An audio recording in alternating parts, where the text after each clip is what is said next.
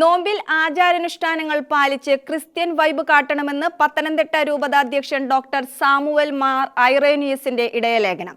എല്ലാവരും എല്ലാം ഭക്ഷിക്കുമ്പോൾ എല്ലാം അനുവദനീയമാകുന്ന ഒരു കാലത്ത് ചിലതെല്ലാം വേണ്ടെന്ന് വെക്കാനുള്ള ഉൾക്കരുത്താണ് ക്രിസ്ത്യാനിയെ വ്യത്യസ്തനാക്കുന്നത്.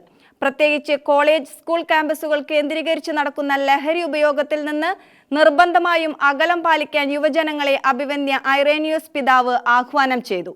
പുതിയ തലമുറയെ ഒപ്പം നിർത്തിയുള്ളതാകണം നോമ്പാചരണമെന്നും കൂട്ടിച്ചേർത്തു.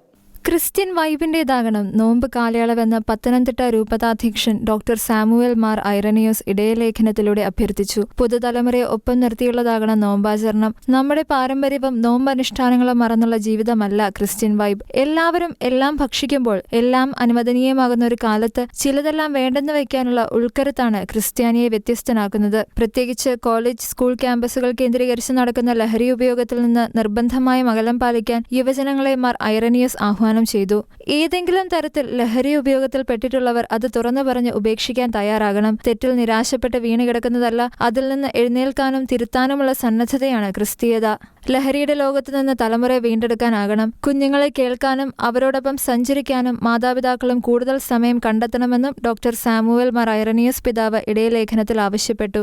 അതേസമയം അതീവ സങ്കീർണമായ സാമൂഹിക പശ്ചാത്തലത്തിലാണ് കേരളം കടന്നുപോകുന്നതെന്നും മലയോര കർഷകർക്ക് ജീവിത സന്ധാരണം തന്നെ ഏറെക്കുറെ അസാധ്യമാകുന്ന കാലഘട്ടമാണിതെന്നും കൃഷിയിടങ്ങളിൽ ശല്യമുണ്ടാക്കുന്ന മൃഗങ്ങളെ നിയന്ത്രിക്കുന്നതിൽ സർക്കാർ സംവിധാനങ്ങൾ പരാജയപ്പെടുകയാണെന്നും ഈ വിഷയത്തിൽ സർക്കാരിന്റെ അശ്രദ്ധയും അലംഭാവവും പ്രകടമാണെന്നും വിമർശനം രേഖപ്പെടുത്തി. കൂടാതെ കേരള ക്രൈസ്തവരെ അവഗണിക്കുന്ന അനഭിലഷണീയ സമീപനങ്ങളും സർക്കാരുകൾ തുടരുകയാണ്. എയ്ഡഡ് മേഖലയിലെ സർക്കാർ സമീപനങ്ങൾ, നിഷേധാത്മക നിലപാടുകൾ എന്നിവയും എയ്ഡഡ് വിദ്യാഭ്യാസ മേഖലയിലെ അശാസ്ത്രീയമായ ഉത്തരവുകളും എല്ലാം ഈ മേഖലയെ തകർക്കാനിടയാക്കുന്നു. ശമ്പളം ലഭിക്കാതെ ദീർഘകാലമായി ജോലി ചെയ്യുന്ന അധ്യാപകരുടെ കുടുംബങ്ങളുടെ പ്രത്യേകമായ സാഹചര്യങ്ങളും മാനസികാവസ്ഥയും പ്രശ്നങ്ങളും സർക്കാർ കണ്ടതായി ഭാവിക്കുന്നില്ല. ഇത് പൊതുസമൂഹത്തോടുള്ള നിഷേധാത്മക നിലപാടാണ്. ഭിന്നശേഷി സംവരണത്തെ സംബന്ധിച്ച സങ്കീർണതകളും ഗവൺമെന്റിന്റെ കെടുകാര്യസ്ഥതയിലേക്കാണ് വിരൽ ചൂണ്ടുന്നത്. ഇത്രയും വിഷയങ്ങളിലുള്ള ഉദാസീനത പൊതുസമൂഹത്തെയും വിശേഷിച്ച വിദ്യാഭ്യാസ മേഖലയെയും വലിയ തോതിൽ ബാധിക്കുന്നതായി ഡോക്ടർ സാമുവൽ മാർ ഐറേനിയസ് ചൂണ്ടിക്കാട്ടി. ഷെക്കേന ന്യൂസ്, പത്തനംതിട്ട.